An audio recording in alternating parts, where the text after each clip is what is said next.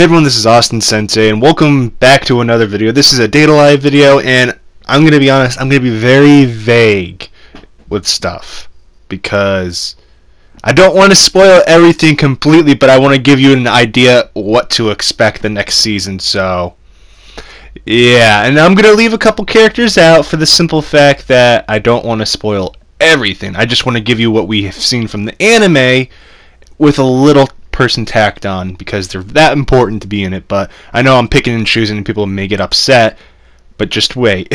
We all know the witch is going to show up, but I don't have to explain that one obviously because we're going to have to wait and see that one. But let's go on to the main cast that we're going to need to focus on, and I'll do a quick playthrough through all their pictures.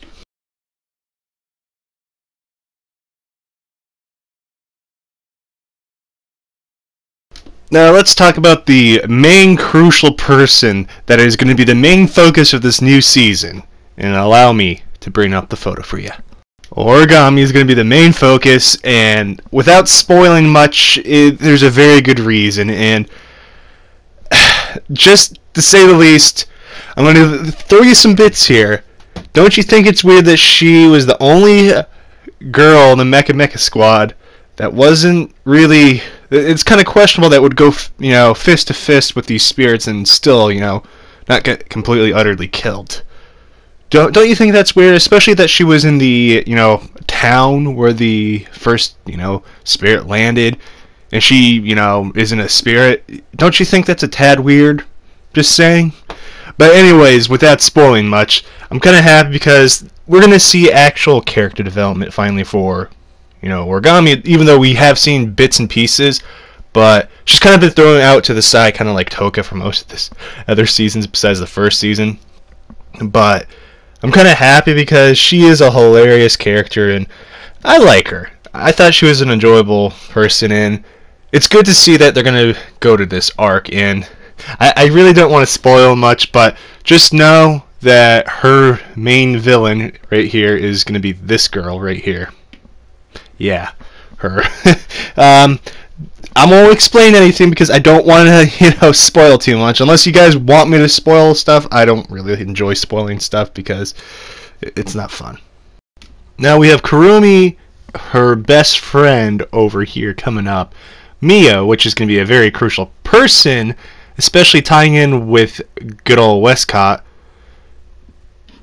But it's going to get interesting to say the least because Shido is going to be obviously in the middle of all of this, and there's going to be time traveling, and of course we are going to see the 12th bullet, you'd bet, be used. And if you want me to go through what each bullet does, I'll give you a quick summary because I actually forgot about Kurumi, and I want to talk a little more about Kurumi after, but we all know her first bullet accelerates time, then her second bullet slows down time, her third bullet causes, stuff to age, then her fourth bullet rewinds time on it. Then, the fifth bullet actually gives the ability to see in the future. And the sixth bullet's quite an interesting one. But the sixth bullet could turn the target into its body of its past self. And that kind of ties into the 12th bullet, because it's actually kind of funny since the, 6.5. Is half of 12 kind of thing. But going into the 7th bullet freezes the time on the target. Then the 8th bullet creates a clone, which we see a lot. The 9th bullet, allows her to share her senses with someone else in a different time and dimension. And this is why you see her keep shooting herself. And we see, the 10th bullet basically being able to peek in the past, the target's past. And then the 11th bullet, which I don't think we've outright seen used, but was going to be used, was to directly devour a spirit's power. And the 12th bullet is to kind of go back through time, or go through time, in a sense. And I'm kind of happy that I got to kind of explain this to you because I didn't understand at first. And we're going to hear more about the Saphira crystals that I don't think we've been told too much about. We've heard about it, and we're going to learn a little more about inverses.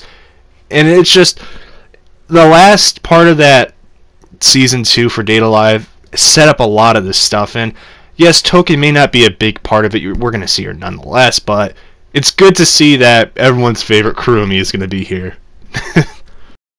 To say the least, Kurumi has probably one of my favorite sad backgrounds, and without spoiling much, just know that she originally started off by killing spirits because of one person that kind of went to her, and to say the least, Kurumi and Shido have a weird past, but they were never directly contacted to each other. As I said, I'm really trying not to spoil much with saying that, but do know that going through like Kurumi and what she is and what she has happened, her entire personality, if you haven't noticed, is kind of a front.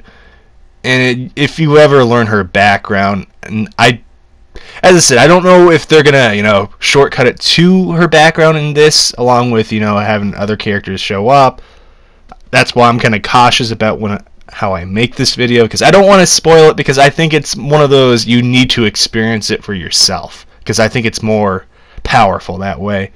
But know that she has a very tragic background, and you can understand why she does what she does, and her actually, with not going through the entire, backstory, she's doing this for one person, and when you learn why she's doing it for this one person, you kind of just sit down and think like, wow, I've been a bit harsh on her. But it actually makes sense why she acts that way. And as I said, the writing in Data Life is really well done. There is not anything that happens for no reason. There's a reason and a cause for it. As we saw, Kurumi doesn't trust people. We obviously know that with Shido, and she slowly started to trust Shido, especially after her fight with Kotori, that he actually threw his life in front of hers to protect her, and she appreciated that, and that's why she was so nicer to him and didn't want to eat him. And truthfully, she's never going to eat him. That's just not going to happen, but it's going to be interesting to see how a lot of the Mecha Squad or people from that, faction go to Ratatasker, and it's going to be interesting, to say the least. But I really am hyped for the season 3, and going with a little more with Kurumi. I understand people love her, but I don't think people love her for the reason that they should. I guess because I've been discussing with a couple of viewers about it, and they pointed it out. I'm like, yeah, that's true, but going with Kurumi and Origami, two different contrasting characters, and it's actually good to see that like Toka has a different personality, especially Miku, and we have the Lolly, good old hermit, or Yashino. It's just every character in that anime has a different personality, and it's just a very good thing. And there's actual things that happen for a reason to spark changes in the character, unlike other animes.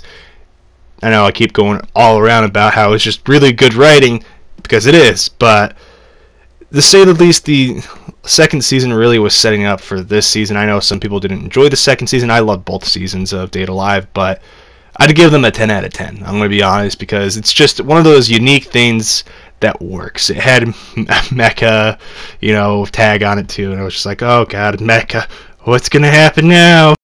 But anyways, this is where I'm going to spoil stuff. So, I'm giving you a couple of minutes. I know I said I didn't want to spoil stuff, but I don't want to hear the people you don't know anything kind of thing. Now, you got in your time, so this is where the spoilers are. And if you don't know, Origami is a spirit, and her villain is herself when she was going to inverse, seeing that her family was killed.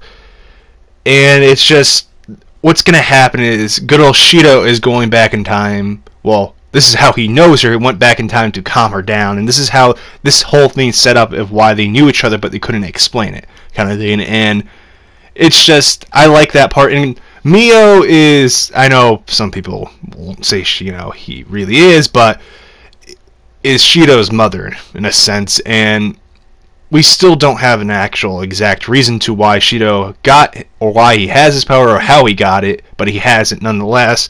And this entire situation is due to Westcott kind of just summoning all the spirits. He's the one that kind of caused this entire horribleness that happened. And if you don't know a little background on the Sapphire Crystal, I know I'm probably not saying it correctly, I don't really care, but the crystals are very brutal. And Mio goes around refining the crystals by giving it to people, and them end up getting devoured by the crystal to refine them, and giving it to humans to basically become spirits until they are, at their peak.